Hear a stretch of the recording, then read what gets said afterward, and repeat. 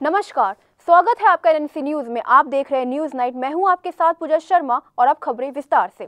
Civil सेवा की CSAT परीक्षा रद्द करने की मांग को लेकर 15 दिनों से चल रहे दिल्ली में आंदोलन एडमिट कार्ड जारी होने पर हिंसक हो गया। गुस्साए छात्रों ने संसद भवन के बाहर प्रदर्शन किया, तो वहीं पुलिस और छात्रों के बीच हाथापाई होने के कारण से कई छात्रों को पुलिस ने हिरासत में ले लिया। तो इसी के साथ ही संसद मार्च के लिए निकले कई छात्रों को पुलिस ने मुखर्जी नगर में ही रोक दिया।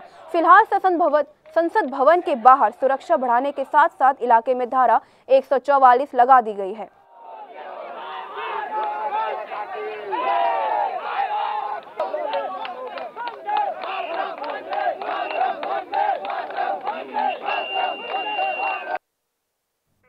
यूपीएससी की सिविल सेवा परीक्षा को लेकर हंगामा थमने का नाम नहीं ले रहा है। दरअसल यूपीएससी की सिविल सेवा परीक्षा में क्षेत्रीय भाषाओं के साथ हो रहे भेदभाव के खिलाफ एक बार फिर संसद के बाहर हंगामा हुआ। वहीं सिविल सेवा परीक्षा के विवाद को लेकर अब राजनीतिक हमले भी तेज हो गए हैं। इस मुद्दे को लेकर कांग्रेस नेता राजीव शुक्ला ने केंद्र सरकार पर जमकर निशाना साधा। राजीव शुक्ला ने कहा कि यूपीएससी का ये मुद्दा काफी गंभीर बनता जा रहा है, इसलिए इस समस्या का समाधान जल्द से जल्द होना चाहिए। लेकिन केंद्र सरकार नहीं चाहती कि इस मुद्दे का समाधान हो। Lathi charge is being done on them instead of addressing their genuine issue.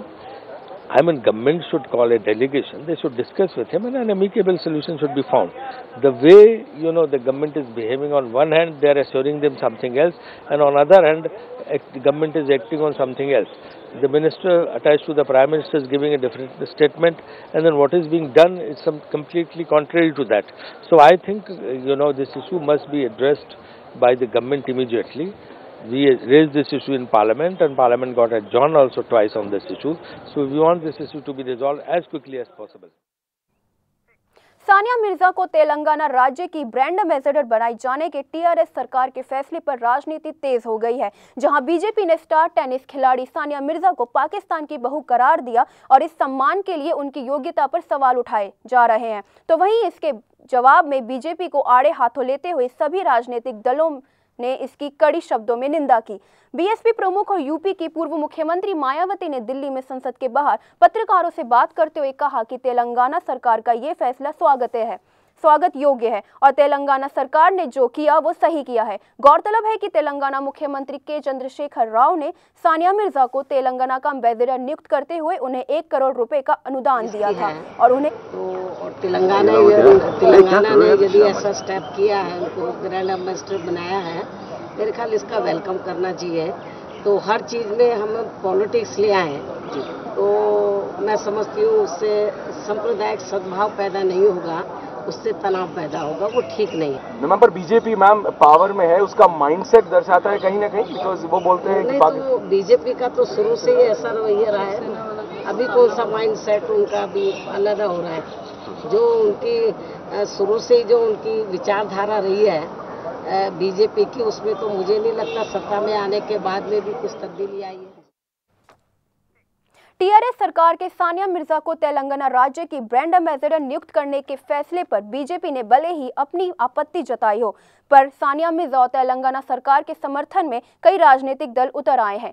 Sania के समर्थन में सीपीआई नेता सीताराम येचुरी ने दिल्ली में पत्रकारों से बातचीत करते हुए कहा कि सानिया मिर्जा भारतीय खिलाड़ी है, उन पर ऐसी बातें नहीं करनी चाहिए जिनका कोई आधार नहीं बनता। छोटे मोटे सवालों पर इतना बलवा खड़ा करना, ये हम समझते हैं। सानिया मिर्जा इंडियन सिटीजन है, इंडिया के लिए टेनिस खेलती है, इंडिया के लिए जीतकर कई सारे ट्रॉफीज लिया है, अपने भारत के लिए स्पोर्ट्स को जिंदा रखा। अब उनके बारे में इस तरीके की बात करेंगे, किससे शादी हुई किससे नहीं हुई, उस हिसाब से आप तय करोगे, ये हम समझते हैं कि कोई आधार नहीं बन सकता। चंडीगढ़ में पुलिस में तैनात एक कांस्टेबल की बर्बरता सामने आई है। आपको बता दें कि इस कांस्टेबल ने अपनी ही पत्नी पर ताबड़तोड़ गोली बरसाकर घायल कर दिया, जिसके बाद उसे सरकारी अस्पताल में उपचार के लिए ले जाया गया, जहां पर डॉक्टर ने कांस्टेबल की पत्नी को मृत घोषित कर दिया। तो वहीं मृतका के परिवार वालों ने कांस्टेबल पर आरोप लगाया है कि 2004 में आनंद ने उनकी लड़की डिंपल से शादी की थी, जिसके बाद आनंद शुरू से ही दहेज और शक को लेकर डिंपल को मारता पीटता था और इसी लड़ाई के चलते कुछ दिनों पहले ही दोनों एक दूसरे से अलग रह रहे थे और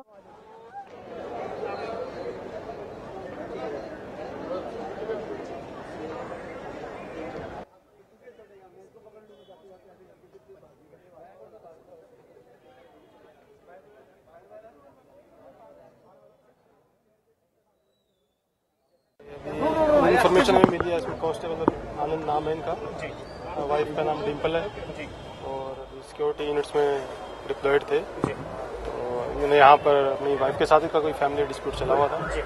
अभी तक ये इन्फॉर्मेशन मिली है कि फैमिली डिस्प्यूट था इनका आपस में। किसी पासर भाई को भी गोली लगी है सर? हाँ, एक अभी पासर भाई भी इंजर्ड है, उनका भी कुछ पता नहीं लगा।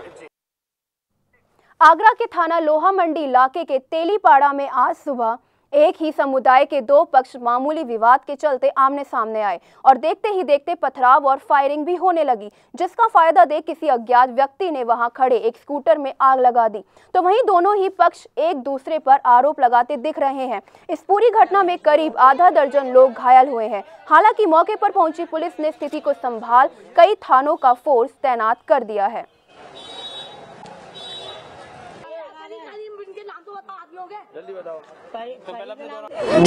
जलेगा गाय खोल के बाड़े वैसे इन्होंने क्या ही तो जी फिर एकदम मानने की नहीं आए, पत्थर और ईंट और गाली गुप्ता देने लगे, फिर ऊपर चढ़ गए, फिर ऊपर से दे पत्थर फेंके इन्होंने।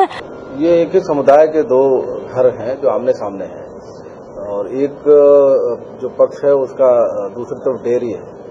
इन दोनों लोगों में कोई 2-2.5 महीने पहले विवाद हुआ था जो थाने तक नहीं आया था। इन लोगों ने आपस में बैठ के समझौता कर लिया था। आज एक पक्ष जब दूध बांटने के लिए जा रहा था तो दूसरा पक्ष वहां खड़ा था और उसने किसी ने उसमें कमेंट किया है, उसमें कहासुनी हुई है, फिर ये मारपीट में तब्दील हुई है और दूसरी तरफ से भी कुछ ऐसा उन्होंने प्रदर्शन करने की कोशिश की है कि लूटपाट है। लेकिन ये अभी तक की जो जांच है उससे निकल के आ रहा है कि ये शुद्ध रूप से मारपीट और आपस में जो बलवे का प्रयास है वही है। बाकी अभी मुकदमा पंजीकृत कराया जा रहा है, विवेचना की जाए। पूर्वी दिल्ली के प्रीत विहार की कोठी नंबर 159 में 52 साल की बुजुर्ग महिला ने चौथी मंजिल से कूदकर आत्महत्या कर ली। मृतक का नाम कंचन वर्मा बताया जा रहा है। तो वहीं पड़ोसी का कहना है कि घटना तकरीबन शाम 6:30 बजे की है। अचानक जोरदार आवाज आई और जब जाकर देखा तो कंचन वर्मा की लाश खून से सनी हुई हालत में पहली मंजिल पर पड़ी मिली। मृतक के रिश्तेदारों का कहना है कि महिला काफी समय से डिप्रेशन में थी। अपनी बीमारी से तंग आकर उसने आत्महत्या कर ली। मौके पर पहुंची पुलिस ने मृतका के घर से एक सुसाइड नोट मिला है। फिलहाल लाश को पोस्टमार्टम के लिए भेज दिया गया है और पुलिस मामले की जांच में जुट गई है। और गिरने से जो है उनका ब्रेन फट गया और ब्लड ही ब्लड हो रहा है। ये 35 साल से बीमार थी। इवन कि इनका पूरा परिवार जो उसके 4 भाई और 2 बहनें वो भी डिप्रेशन के शिकार थे। उनकी भी अननेचुरल डेथ थी सारी की। किसी ने सुसाइड कर लिया था, किसी ने गाड़ी के नीचे सिर दे दिया। यूपी के बस्ती जिले में कावड़ियों का कहर देखने को मिला। प्रशासन की सख्त तैयारियों के बावजूद भी बवाल हो गया और गुस्साए कावड़ियों ने सरकारी एम्बुलेंस को आग के हवाले कर दिया। दरअसल पूरा मामला कोतवाली थाना क्षेत्र के भदेश्वर नाथ मंदिर के पास देर रात का है, जहां अयोध्या से जल लेकर इसी मंदिर पर चढ़ाने के लिए भारी संख्या में कावड़ियां पहुंच रहे थे। कावड़ियों का आरोप है कि भारी भीड़ में एक सरकारी एम्बुलेंस आ रही थी, जिसकी चपेट में आकर 3 कावड़िए घायल हो गए और 3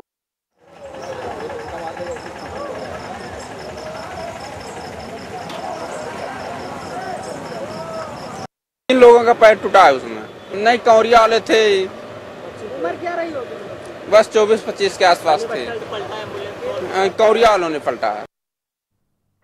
प्रशासन से परेशान होकर एक महिला ने एसपी ऑफिस के बाहर ही जहर खा लिया। जानकारी के मुताबिक महिला कश्मीर में भट्टे पर नौकरी करती थी और मालिक ने 1 माह पहले ही महिला को पैसे दिए थे, लेकिन वह चोरी हो गई। चोरी की रिपोर्ट दर्ज कराने महिला कई दिनों से कोतवाली बिसलपुर के चक्कर काट रही थी, लेकिन थाने पर तैनात दरोगा भदौरिया 10,000 रुपए की मांग कर रहा था। इस दौरान 2 बार पीड़ित महिला एसपी से भी मिली, फिर भी कोई कार्रवाई नहीं हुई और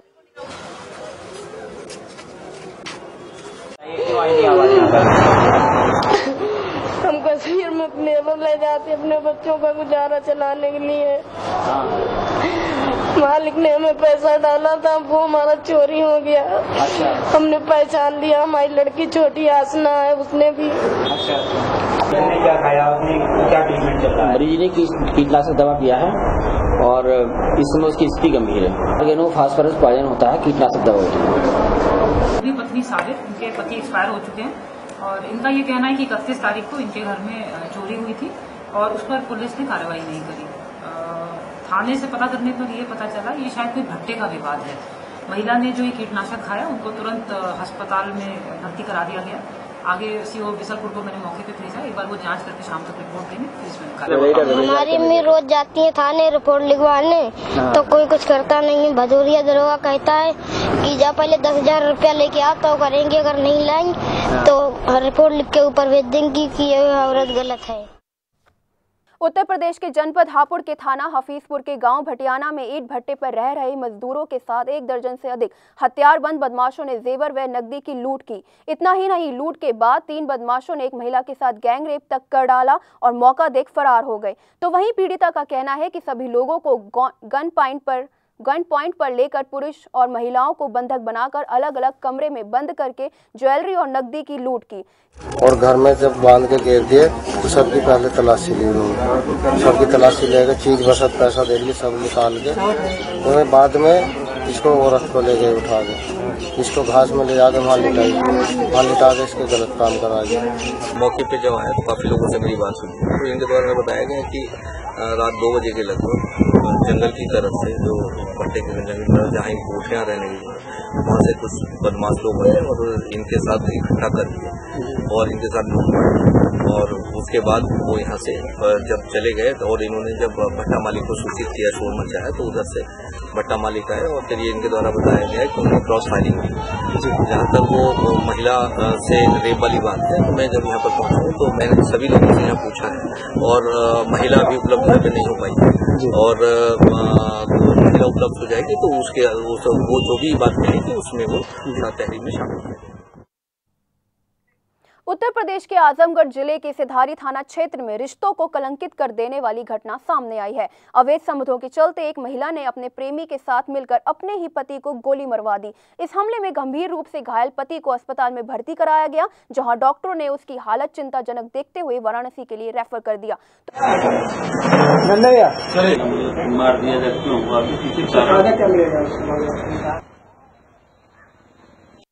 यहाँ चकगोरिया एक जगह है, ये जिलाधिकारी महोदया के बंगले के पीछे करीब 1 किलोमीटर 1.5 किलोमीटर दूर वो गांव है। वहाँ एक व्यक्ति पे फायर हुआ, पुलिस ने उनका इलाज वगैरह कराया। उसमें कहीं से भी ये समझ में नहीं आ रहा था कि इनको गोली किसने मारी है, क्यों मारी है। ये समझ में जो FIR हुई उसमें हुआ कि 3 लोग थे और उसमें से लोग मुंह भी बांधे हुए थे। उसमें जो जिन पे फायर किया गया था, जो मजरूब थे, उनकी पत्नी इसरौता जी हैं। अभी तक जो छानबीन से प्रकाश में आया है, वो जो मजरूब हैं, जिनको चोट लगी है, उनकी पत्नी देवी का प्रगाढ़ संबंध विजय यादव से था। ये चीज अलीगढ़ के बन्ना देवी थाने के रेलवे रोड पर स्थित पंजाब नेशनल बैंक के बाहर 2 अज्ञात बाइक सवारों ने फायरिंग कर बैंक के कैश एजेंट व गार्ड को गोली मार दी और 35 लाख रुपए लूट कर फरार हो गए। तो इस मामले पर पुलिस का कहना है कि कैश एजेंट के पास 2 बैग थे और बदमाशों ने उन पर हमला कर एक बैग लेकर फरार हो गए, जबकि दूसरे बैग को साथ के ही कर्मचारी ने बचा लिया। पुलिस के अनुसार बैग में करीब 35 लाख रुपए थे। फिलहाल एजेंट और गार्ड गंभीर हालत में अस्पताल में भर्ती करा दिए गए हैं, जहां उनकी हालत गंभीर बनी हुई है। तो वहीं पुलिस मामले की जांच में जुट गई है।